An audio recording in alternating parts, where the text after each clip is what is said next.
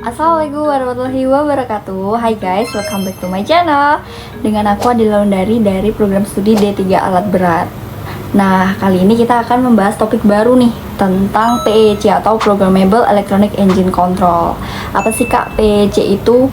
Sebelumnya penjelasannya adalah Programmable Electronic Engine Control atau PEC mulai dikembangkan sejak tahun 1978. Nah, sebagai bagian dari proses produksi, PEC telah dipasangkan pada 3406B ATAC Truck Engine sejak tahun 1987. Nah, PEC secara integral desain ke dalam sistem bahan bakar engine untuk mengontrol jumlah bahan bakar dan timing secara elektronik. Nah, secara elektronik ya teman-teman, dengan fleksibilitas dari program elektronik, konsumsi bahan bakar dan emisi dapat dioptimalkan untuk mengurangi total biaya operasi per mile dengan tingkat emisi yang semakin ketat. Nah, sistem PEC ini digunakan dan dibuktikan pada 3406B yang mana masih menggunakan fuel injection pump. Komponen engine yang lain seperti turbocharge, piston, dan nozzle bahan bakar secara khusus dipilih untuk mendapatkan performa yang optimal dengan menggunakan electronic engine control. Nah, dari penjelasan aku tadi, kalian udah dapat gambaran nggak tentang PEC ini? Kalau udah, kita lanjut ke materi selanjutnya, yaitu gambar di samping bisa dilihat, yaitu layout pada engine. Pompa bahan bakar PEC identik dengan pompa pada 3406B kecuali pada rak Serno dan camshaft. Nah, mechanical speed sensitive timing advance unit diganti dengan electronic actuated timing, dan juga hydrometrically governor diganti dengan electronic actuated package yang telah dilengkapi dengan shutdown solenoid. Nah, sebuah preser transducer modul dipasangkan pada fuel pump di bawah rak aktuator. Selanjutnya, kita akan membahas tentang fitur-fitur dari PEC. Fitur-fitur atau fungsi yang terdapat pada sistem 3406B PEC sebagai berikut. Yang pertama ada electronic governor. Ini menggunakan fuel speed range electronic governor. Nah, fungsi ini seperti pada mechanical governor pada mid operating range, namun memasukkan fitur-fitur khusus. Yang kedua, ada fuel air ratio control. PEC sistem memiliki otoritas penuh terhadap fuel delivery.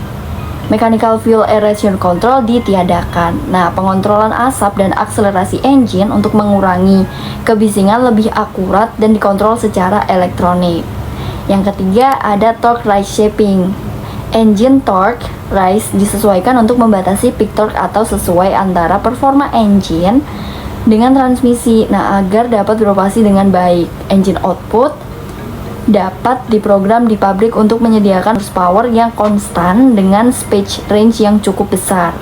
Selanjutnya ada altitude and power compensation. Sistem PEC memiliki kemampuan mengatur engine power dan torque rise untuk mengkompensasikan kondisi low inlet air pressure yang dihasilkan dari pengoperasian engine di high altitude atau dengan kondisi air cleaner yang tersumbat. 5. Ada injection timing control.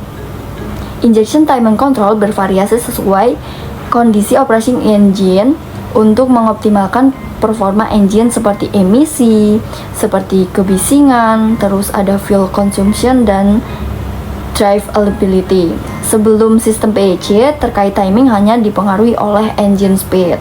Yang terakhir ada sistem diagnostic. Sistem PEC melakukan pemeriksaan terhadap kondisi sistemnya sendiri. Nah, dia melakukan pengetesan untuk memastikan semua komponen sistem PEC berfungsi dengan benar. Setelah kita bahas tadi tentang fitur-fitur dari PEC, selanjutnya kita akan membahas tentang sistem bahan bakar. Ketika engine di crank dan start, fuel transfer pump menghisap bahan bakar dari tangki menuju ke primary fuel filter. Dari primary fuel filter, bahan bakar mengalir menuju ke transfer pump dan didorong menuju ke ECM untuk menjaga temperatur rangkaian elektrik tetap terjaga. Plat-plat pendingin untuk kontrol modul yang juga merupakan housing terbuat dari aluminium core manifold pada bagian atas dan bawah kontrol modul mengalirkan bahan bakar dari fuel filter transfer pump sebagai bagian dari proses pendinginan. Bahan bakar yang keluar dari ECM tadi akan mengalir menuju ke secondary fuel filter untuk ke manifold dan housing untuk fuel injection pump. Nah, tekanan bahan bakar di fuel manifold ditentukan oleh spring pada fuel transfer pump. Terdapat sebuah constant bleed orifice di elbow return line injection pump housing.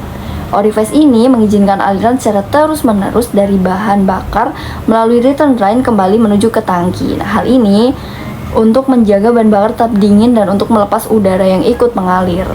Individual fuel injection pump mendapatkan bahan bakar dari fuel manifold dan mendorong bahan bakar dengan tekanan yang sangat tinggi melalui high pressure fuel lines menuju ke fuel injection nozzle. Setiap fuel injection nozzle memiliki lubang yang sangat kecil pada ujungnya yang nantinya akan merubah aliran bahan bakar menjadi semprotan yang berkabut sehingga dapat menghasilkan pembakaran yang sempurna di dalam silinder. Jadi kayak gitu guys, penjelasan mengenai sistem bahan bakar dari PEC. PEC system memiliki 3 jenis komponen yang saling berkomunikasi, yaitu input, kontrol, dan juga output. Nah, komponen input merupakan komponen yang mengirim sinyal elektrik menuju kontrol modul utama nih. Nah, sinyal yang dikirim bervariasi, bisa berupa tegangan atau frekuensi untuk merespon adanya perubahan spesifik pada sistem engine. Kontrol modul melihat sinyal dari sensor sebagai informasi yang mewakili suatu kondisi, lingkungan sekitar, atau operasi dari engine. Yang kedua ada komponen kontrol, merupakan komponen yang menerima sinyal output nih. Rangkaian elektronik yang di dalam kontrol tadi akan mengevaluasi sinyal ini dan mengirimkan suplai elektrik menuju komponen output. Yang terakhir ada komponen output. Komponen output adalah komponen yang eksekusi atau diperintah oleh komponen kontrol. Komponen ini akan menerima energi listrik dari kontrol group dan merubahnya ke bentuk energi yang lain. Komponen-komponen ini menyediakan kemungkinan untuk melakukan programming secara elektronik pada engine sehingga bisa meningkatkan performance, fuel economy, dan delivery pada sebuah kendaraan alat berat serta dapat memenuhi aturan emisi gas buang dan kebisingan. Nah, dalam sistem PEC ini ada beberapa elektronik komponen, yaitu ada throttle position sensor, ada juga vehicle speed baffle, ada juga vehicle speed sensor, ada juga data link, ada juga check engine light, dan juga ada cruise control switch. So guys, itu tadi adalah penjelasan dasar aku mengenai PEC atau Programmable Electronic Engine Control. Nah, kita akan bahas yang lebih rinci lagi tentang PEC pada video selanjutnya. Untuk kalian yang memiliki pertanyaan, bisa tuliskan di kolom komentar ya. Kita akan bahas di next video. Makasih yang udah nonton. Aku Adilia. Wassalamualaikum warahmatullahi wabarakatuh.